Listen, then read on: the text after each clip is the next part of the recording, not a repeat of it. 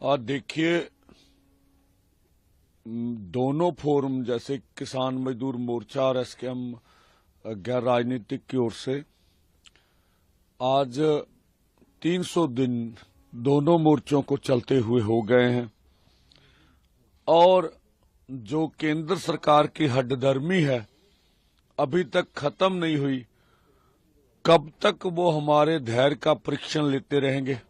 अभी उनका हमारे धैर्य से सब्र नहीं हुआ और हम लोग दोनों फोरमों का निर्णय रहा है, जिस तरह से सरकार ने एक क्या कहेंगे आप, एक कंडीशन बना दी कि आप ट्रैक्टर ट्रॉली देश के हित में नहीं है। जैसे उन्होंने बोला राजधानी में जाके बहुत बड़ा नुकसान होगा। बेशक उनका बयान अनुचित था।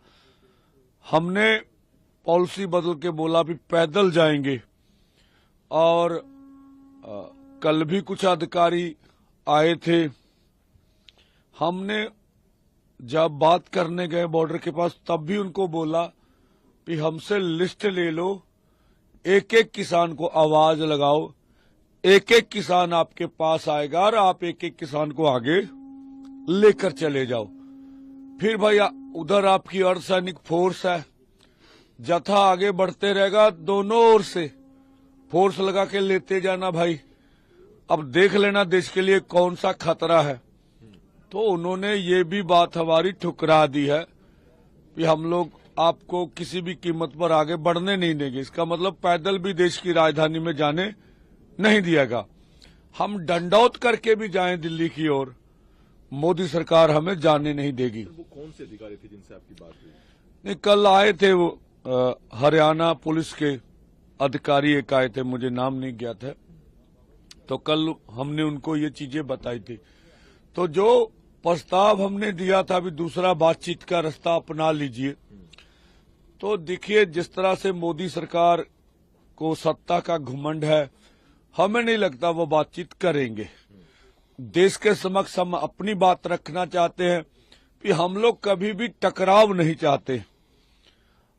हमें मालूम है हम शांति प्रिय ढंग से अपना आंदोलन आगे चलाना चाहते हैं, लेकिन ना तो हमें दिल्ली जाने दिया जाता है, ना हमसे वार्ता की जाती है।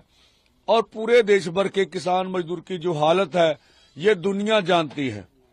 इसलिए शिवराज चौहान जो देश की पार्लियामेंट में बोल रहे हैं, अगर वो सही बोल रहे हैं तो स्वयं प्रधानमंत्री को आगे आकर बयान देना चाहिए। अगर वो कह रहे हम सभी फसलों को एमएसपी के ऊपर खरीद करना चाहते, C250 का भी नाम ले गए, जो ठीक नहीं है। अगर उनकी ऐसी ही मंशा है तो बुरी बात नहीं है, तो वो फार्मूला रखे ना आपके बजट में कितना प्रावधान है। जिन स्टेटों में अभी मंडी का ढांचा नहीं है उनको कैसे विकसित करोगे? अकेले बयान देने से हमारी मांग पूरी होने वाले नहीं है।